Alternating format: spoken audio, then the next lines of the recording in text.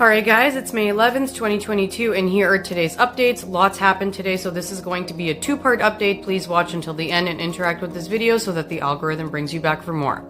Now let's start today with what actually happened on the ground in Ukraine. Russia fired a missile at Zaporizhia Oblast today, and even though the Ukrainian air defense destroyed the missile, its fragments severely damaged an infrastructure facility in one of the oblast settlements. Russia shelled Gorodyansky district in Chernihiv Oblast 16 times today. The district was shelled from the Russian village of Novy Yurkovich, and so far no casualties have been reported. 9 people were injured by Russian shelling of Mykolaiv Oblast over the last 24 hours. Russian forces shelled Dnipropetrovsk Oblast 3 times today, damaging infrastructure, but no casualties have been reported. Russia launched a missile attack on Poltava Oblast from a Russian military aircraft. The damage and the casualties this created is still unclear, and we will probably hear more about it tomorrow. The Russians attacked the town of Lozova in Kharkiv Oblast today, destroying an agricultural warehouse and unaliving 1 civilian.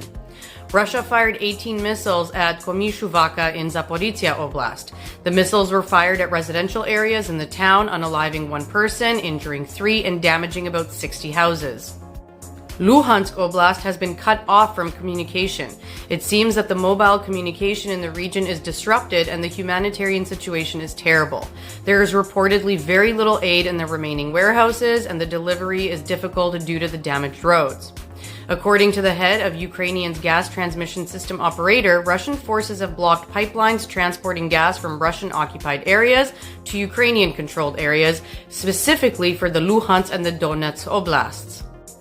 Donetsk Oblast governor said today that there are practically no settlements that Russian forces have not fired on, including the cities of Sloviansk, Kramatorsk, Bakhmut, and Potrovsk. He emphasized that Russian forces are targeting both Ukrainian military and civilian infrastructure. For some good news, the Ukrainian troops launched a successful counterattack against the Russians in the village of Pitomnik, north of Kharkiv, and liberated the settlement. Ukrainian forces repelled 9 Russian attacks in Donbas today and destroyed 8 Russian tanks, 6 units of armored combat vehicles, 5 other vehicles, and 1 anti-aircraft weapon. Air defense units also shot down 4 Orlan 10 UAVs in the region. Overall today, Ukraine's military defeated 250 Russian troops and repelled 5 big attacks in eastern Ukraine. For more information, please watch part 2 of today's updates. Slava Ukraini! Alright, this is part 2 of the May 11th, 2022 update. Please watch until the end and interact with this video so that the algorithm brings you back for more. According to the recent intelligence from the UK Defense Ministry, Russia's current efforts to expand its forces on Snake Island in the Black Sea offers Ukraine more opportunities to engage Russian troops and weaken their military.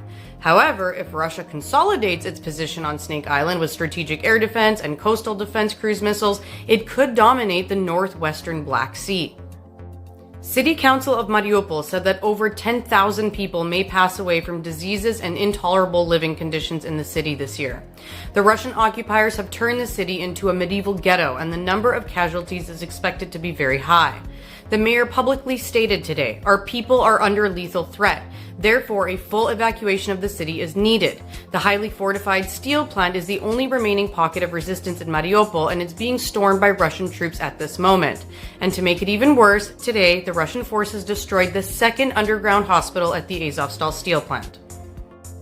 Kirill Stremusov, a leader of Kremlin's proxies in Ukrainian-occupied Kherson Oblast, said that there won't be any referendum in Kherson to make it a so-called People's Republic, but instead, Russian proxies in Kherson are seeking an outright annexation.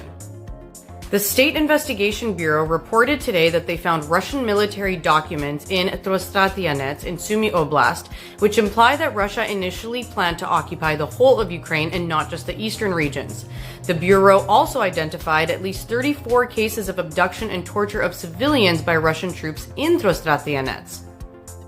Czech Republic President Miloš Zeman has given official approval to 103 of the country's citizens seeking to join the armed forces of Ukraine today.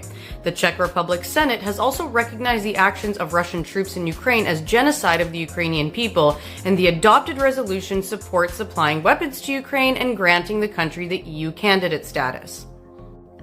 The deputy head of the General Staff's main operational directorate said that Russia's potential next moves may be capturing southern Odessa, Mykolaiv, and partially Zaporizhia oblasts, creating a land corridor from the occupied east of Ukraine to Russian-occupied Transnistria region in Moldova. Russia could then focus on capturing central Ukrainian regions and Kyiv, stage elections, and proclaim a new state.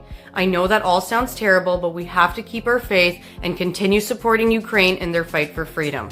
That's it for today. Until next time, Slava Ukraini!